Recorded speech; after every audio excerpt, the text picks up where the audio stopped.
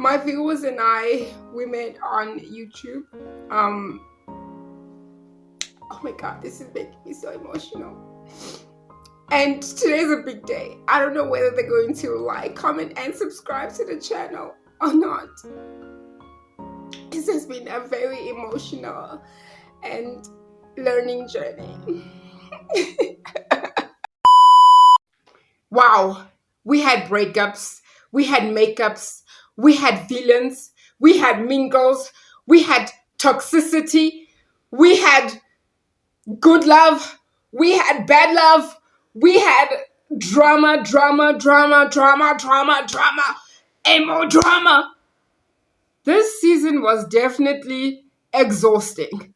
Okay, let me stop fooling around and just get into the video. Please make sure you like this video so I can reach other people who like the same content as you do. And subscribe to the channel for more videos like this, of course. So, I just want to get into it. In the last episode, we were left off Kwame deciding whether he wants to marry Chelsea or not. And boy, oh boy, did they prolong that whole thing. I was just like, skip it, because I wanted to get to the, like, I do or I don't. Are you going to run and be the runaway groom and have a movie dedicated to you? Or are you going to say I do? Despite the odds, despite his mom not being a part of his wedding, despite his reservations about the future, because he has always stressed how the first year is going to be difficult. But you cannot want commitment and be afraid to face the difficulties that come with it. Isn't that true? All right, so Kwame gave Chelsea the name. Finally, Chelsea has Kwame's name because, you know, she couldn't stress enough that I can't take your name if, like, you are like this and that and that. It's a whole thing. But anyways, I'm not so sure about that marriage, okay? It just felt like Kwame agreed to marry Chelsea just to please Chelsea, and I don't know if that's going to last, but let's just fingers crossed that it does. Then we move on to a second couple, Micah and Paul. So, Micah and Paul, their parents, they don't have a problem with the two of them, right? Their parents are pretty supportive, actually. But here's the problem. Micah's friends and Paul's brain. Let's put it like that. Those are the two factors that have affected the decision that they took in today's episode. So obviously they did not get married with how I am speaking, how I am saying it. But let's just talk about how when Micah was getting ready to walk down the aisle and giving a little speech about falling in love with Paul and how they click, how they for one another, and they can't wait to spend their eternal life together. Guess who was giving a bombastic side eye? Shelby, that blonde friend that told Micah that I just feel like he's just not for you. I don't want him for you. The one who on national, international television said, I am the reason why Micah's relationships never work out, because if you're not for Micah, you're not for Micah, and I'm going to have a word to say about it. Shelby had the audacity to make commentary during the wedding while all these emotional things are happening to these two people who obviously did have feelings for each other, but have come to a realization that it's not for them, right?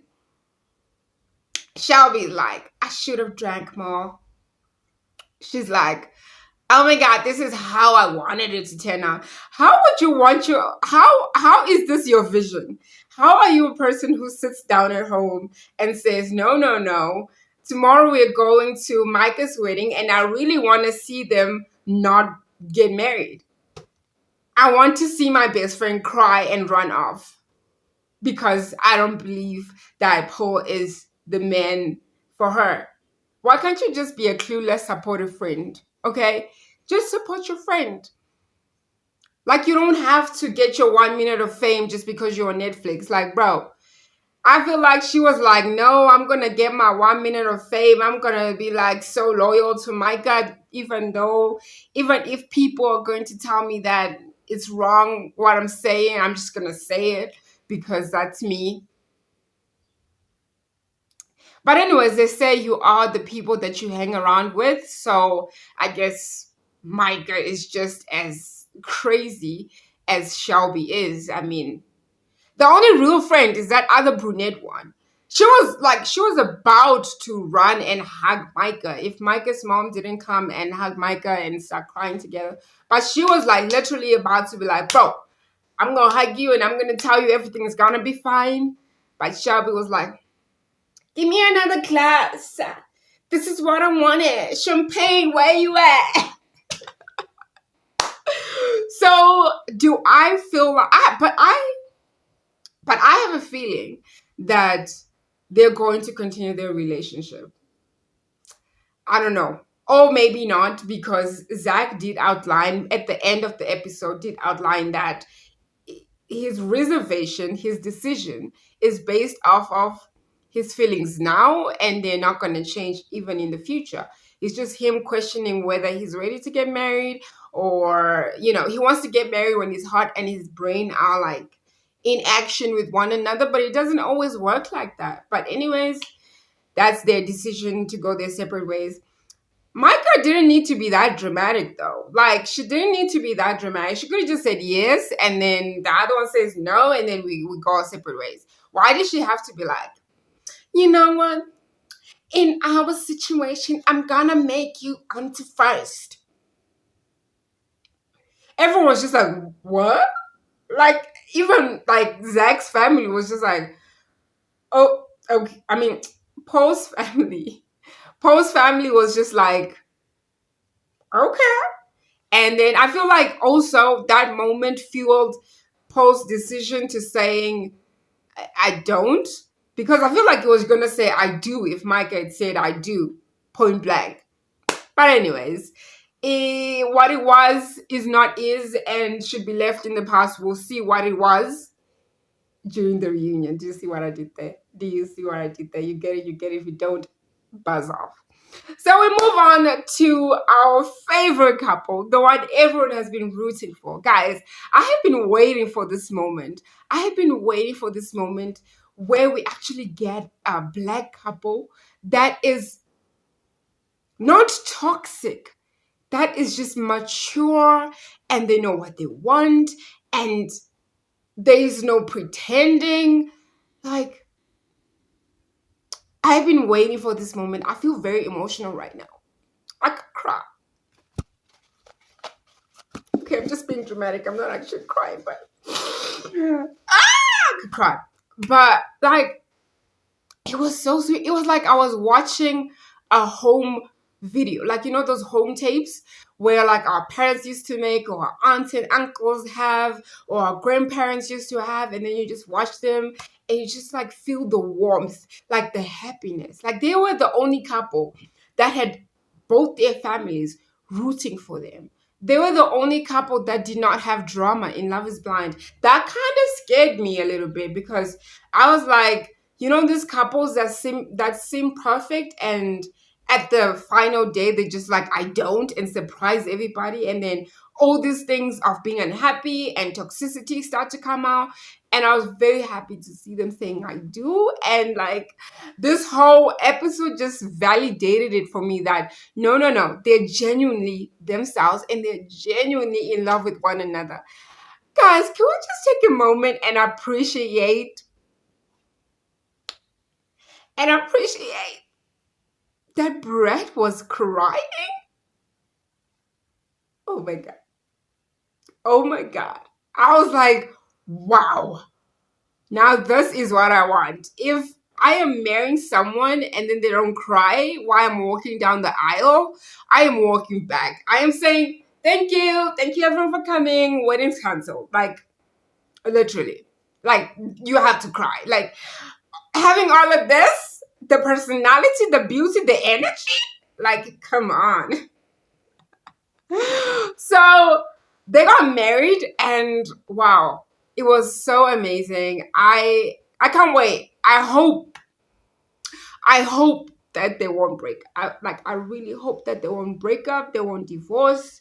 They'll just be like Lauren and Cameron, who are thriving and just being the best version of themselves together. So I'm praying for them. Tiffany and Brett, I love you. And I think I'm so excited more because I was rooting for them. Like I was rooting for them. Although I was scared, but I was also rooting for them. Okay, then we move on to Bliss and Zach. From choosing the wrong one and having the most awkward breakup anyone has ever experienced to having the most awkward reconciliation anyone has ever experienced to saying I do on the wedding. Honestly, I didn't see it coming. Like, of course, their families, they're very sweet, and you could see that Zack and Bliss, they have a connection, right? But like, I still felt like they needed more time. You get what I'm saying? I feel like they needed more time to get to know each other more, because the rest had like that Mexico experience to get to know one another and be in the honeymoon phase, then transition from being in the honeymoon phase to being in the reality of things, to having external factors affecting their relationships now. So I was really, really, really hoping, like I was honestly hoping that they wouldn't say I do, but they did. And I'm happy for them. Honestly, I'm happy for them. I feel like they are good for each other. They're good for one another. Maybe getting to know each other was needed, but if they think they're ready, then they're ready. It was so sweet, man. You could feel the love there, like the eye contact, the chemistry of it all, the joking with one another. It's just, it's there. It's give. Oh my God! Do you guys realize that they actually broke the record? Like throughout all these seasons, we've been having two couples getting married. And then look, three couples got married. Wow. Let's give Netflix Love is Blind the applause. Wow. Let them bow down, niggas bow down, bitches bow down. Like, this was the most chaotic season. This was just, yeah. It was top. I think it took the trophy of all the seasons. It was definitely captivating. It had all the drama. It had all the necessary genuinity. I don't know if that's a word, but I'm going to use it. It had all the good stuff, and we are really happy with the outcomes. I'm happy with the couples that got married to one another, and the one that didn't, they really were meant not to get married to one another because they were toxic. Remember when I told you guys that Paul and Micah, they're just giving that like pretending love. I don't know if on Micah's side she was, but it just felt a little shallow and not deep. It just felt like there was a lot of words being said, but not actions being done. So I do understand their decision of breaking up.